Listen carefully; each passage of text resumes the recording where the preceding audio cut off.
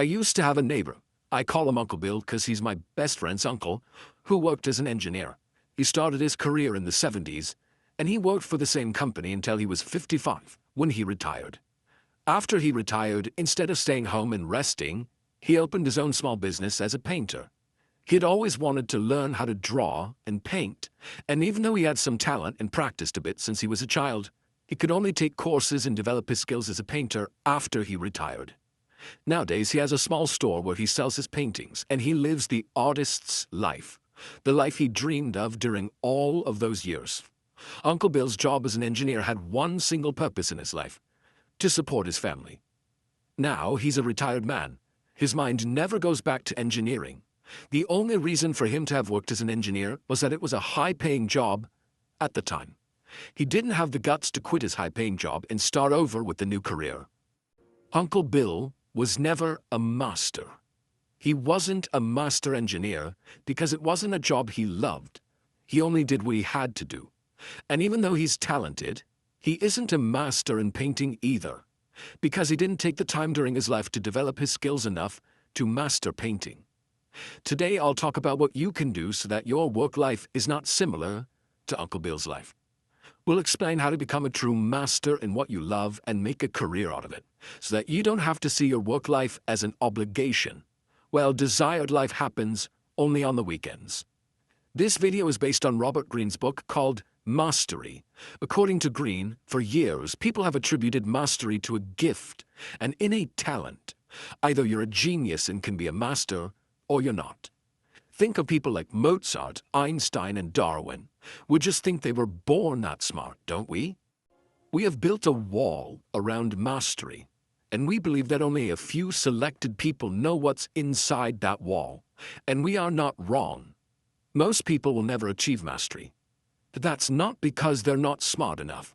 It's simply because they don't go through 3 stages that are required to become a master. Stage 1. Reconnect with your life's task. Let me tell you a short story about one of my friends. My friend says that I'm the youngest child, and everyone in my house had jobs by the time I was in middle school, so there was no one home to help me do my homework or study when I had exams. The study method that the 8-year-old me developed was quite simple. I pretended I was a teacher. Instead of having someone explain the contents to me, I was the one explaining things to my imaginary students, represented by toy cars or perfume bottles. I made sure to learn everything quite well so my dear students wouldn't fail. I didn't realize it by then, but the inclination to teach was in me. It was something that I liked to do, and that made learning more fun, as if I were playing instead of studying. When I look back, I realize that my life's task is related to helping other people learn important things. This is how I can help others, and this is what fulfills me. To find out your life's task, search the past for signs of an inner voice or an inner force that pushed you towards some kind of inclination. This is often something you loved to do and would feel happy if you could do it all day. You might have called it a hobby or a passion before. Usually it's something that would make other people happy too, by solving a problem they have or making their lives easier, better, or more fun.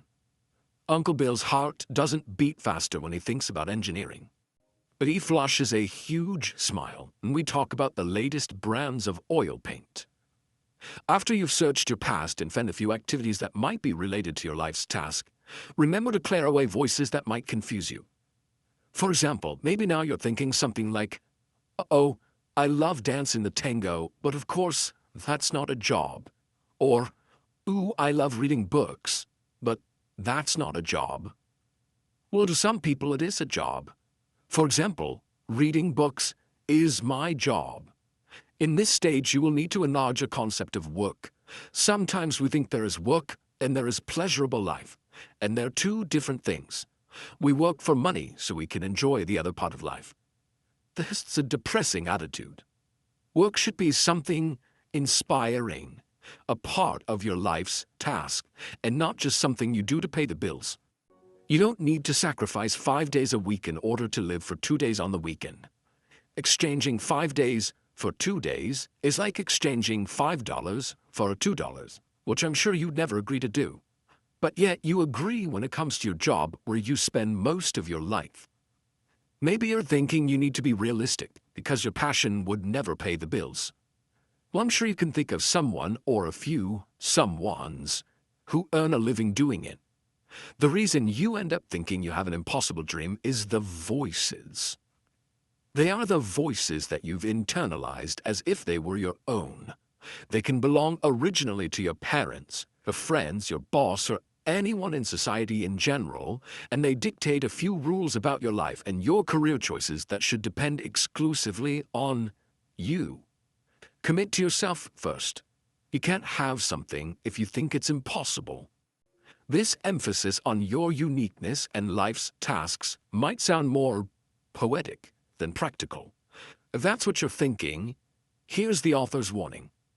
We are entering a world in which we can rely less and less upon the state, a corporation, or family or friends to help protect us. Globalization makes for an extremely competitive environment, and our only chance to thrive is to learn to perform ourselves to the point of mastery. And the thing is, you can't be a master in something you hate, because mastery involves passion, practice, and a long time of dedication. To master a field, you must feel a profound connection to it. What we lack most in the modern world is a sense of a larger purpose in our lives. Maybe you focused your career on making money, or on a search for power or status.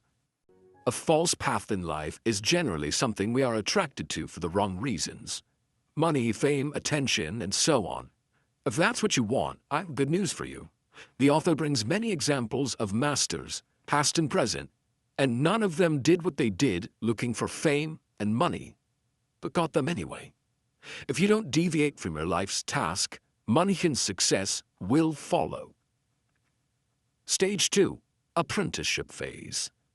We never hear stories about it, but every master you've ever heard about had their apprenticeship phase before they became a master. The reason we don't hear a lot about that stage of their lives is that stage is a lot of struggle, not great achievements. You might think this notion of apprenticeship and skill acquisition is outdated in the area of the internet and technology. But in truth, technology is making everything more complex. Competition is more intense, you need more knowledge and skills, and you simply can't afford to learn everything by yourself alone. It is super important to find a mentor or a company where you can go and learn everything you can. The basic idea behind apprenticeship is this. Instead of spending 6 months learning something, let's say how to invest in real estate, you find someone who can teach you everything necessary in a few weeks and guide you through the process. Every apprenticeship phase consists of 3 steps. Step 1, deep observation, passive mode. This is the stage where you observe only. You try to understand what successful people or businesses are doing differently than everyone else. You become like a sponge and observe everything you can. This is not the stage to look smart with your new ideas or impress them with your charm or show them what they're doing wrong. This is the stage where you silently learn what the successful ones are doing. Step 2, skill acquisition, the practice mode. Now it's the time to practice what you observed and learned. This is the stage where you are applying the knowledge you learned in the previous step. You put in 10,000 hours to acquire the foundational skills. You don't make the mistake of focusing on practicing multiple skills at once. You only focus on one skill at a time. Step 3, experimentation, the active mode. This is the stage where you are creating something unique. Now that you have the skills necessary, you experiment with new ideas and approaches. You're not just copying others, you are adding something from yourself and creating a new and different product. Maybe in the previous steps you realized that a certain product is missing, so you create that product. For example, let's say you also want to create a YouTube channel about book summaries. Let's follow the 3 steps we just described and see what it would look like in real life. Step 1, observation. You go and find the successful channels that do book summaries. You watch their videos and try to understand what they are doing that brings them success. What do their videos look like? How long are their videos? What type of animation are they using? Are they doing the animation themselves or hiring a professional? What type of examples are they using in their videos? What do people like or dislike about them, etc.? Step 2. Practicing. Now that you understand what successful channels are doing, you start acquiring the skills. You practice how to animate. You practice how to write high-quality scripts. You learn how to explain things in simple language. You learn how to create recordings, etc. Step 3. Experimenting. Finally, it's time for you to start creating your own unique videos. For example, maybe in the previous steps you've realized that no one is summarizing philosophy books, and you love philosophy, so you start experimenting with philosophy videos. Or you find out that you don't want to summarize books at all, but you still like the animated videos, so you decide that you will create a channel about law. Since you work as a lawyer and love what you do, you decide that you will make it easy for people to understand law in different situations. For example, you explain, what is the law when buying real estate? What is the law if they want to create a business, etc.? Do you see how we started with just an observation, then moved to practice, and finally ended up with a completely different type of product? Yes, it's still animated videos, but related to law, philosophy, or taxes, which is a completely different niche than book summaries. You'll not just be creating unique videos, you will also be helping thousands of people to understand complex topics such as law or taxes. When you enter the apprenticeship phase, your mindset is going to be the most important factor for success. Here are 7 things to keep in mind at this phase. 1. Live with less. The first thing you should do in this stage is to choose to work for the first place that can teach you the most, not the place that pays the most. In the place that offers you the biggest paycheck, you will feel greater pressure to prove yourself worthy of such pay. Your focus will be on your own insecurities, on your need to please and impress the right people, and not on acquiring skills. Mistakes will have a high cost, so you'll be extra careful. But being careful not to make mistakes means taking no risks, which in turn means no learning. Working for a low paycheck or even for free, if you can, might give you just the opportunity you need. In addition, you'll learn how to get by with less, which is a valuable life skill. Besides, in these first work experiences in your beloved field, you'll want to impress people because of your desire to learn, and not because you're trying to rise to the top before you're ready. 2. Swallow your pride. We learn best through observation and practice, so observe the environment, the people, and the rules, spoken and unspoken. This means you won't always be able to speak your mind at this stage. You want to blend in. Therefore, you need to avoid battles, so you have no distractions and plenty of time for learning. Slowly, you'll begin to see behind the appearances, know more about people than they expect, and, with time, you'll be able to step up your game.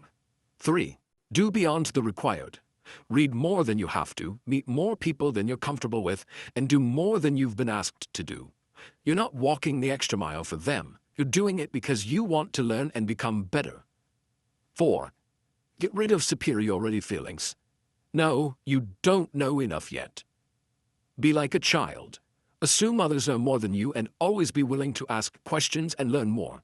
That's one of the reasons children learn better than adults. 5. Trust the process. There will be times when things you're learning will seem beyond your capabilities. When that happens, trust the process and just keep going. This is when most people slow down or quit. Time is important to acquire a skill, and the only things standing in your way are your own emotions. Boredom, panic, frustration, and insecurity. If you allow them to take over, you'll be a quitter. But if you just trust the process, you'll soon be past this stage and everything will fall into place. 6. Accept pain and failure. Isn't it terrible to be in pain? It is, but pain is necessary. You should be glad you feel pain because it means something is wrong with your body and allows you to fix whatever it is. The same should apply to you and your learning process. Be grateful when you make mistakes because mistakes and failures are your means of education. 7. Embrace boredom. Not everything in life needs to be pleasurable. This is a limiting and childish belief. Discipline is the best antidote to boredom. Discipline allows you to insist and press on.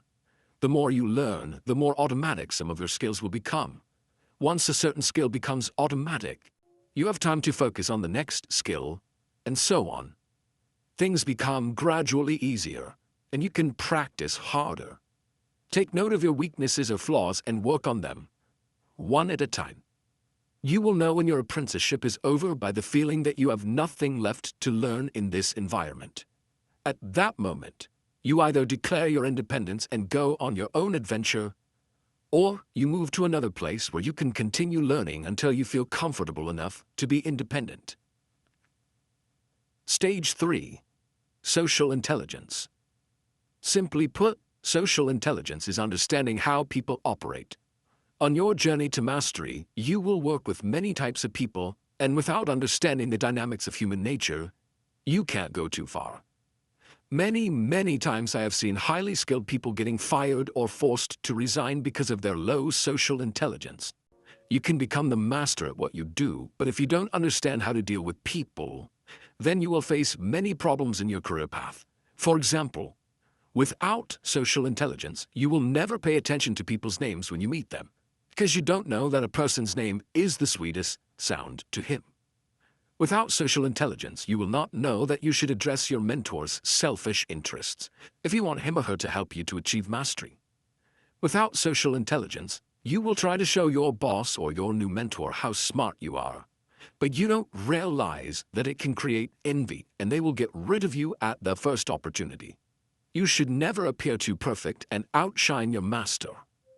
Without social intelligence, you will try to look interesting rather than be interested in others. These are just a few examples of social intelligence, and there are many more. If you are struggling with lower social IQ, then check out the link you see on the right upper corner of your screen. Now, back to the video.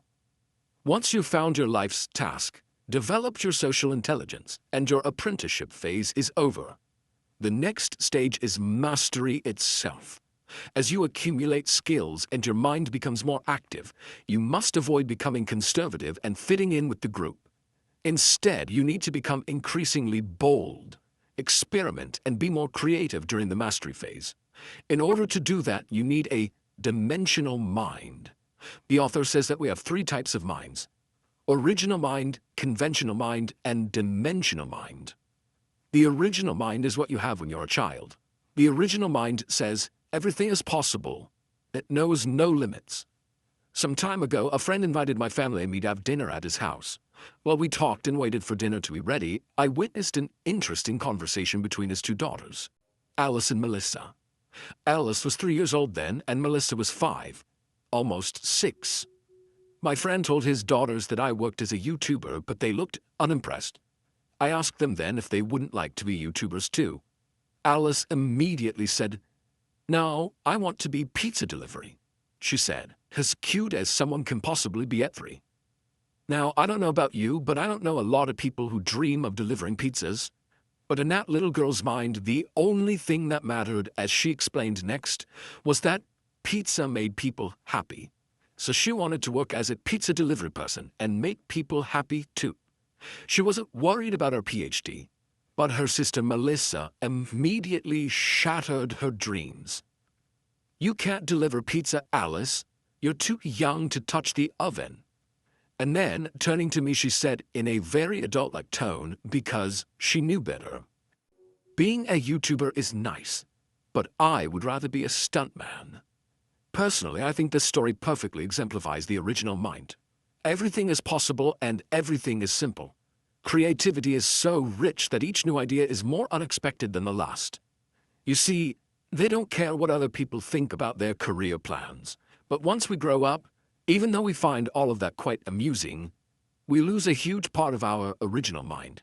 And what we develop then is a conventional mind. The conventional mind is the part of you that watches a conversation like that and wants to say, "You shouldn't dream of being a delivery person or a stuntman. It's not a high-paying job.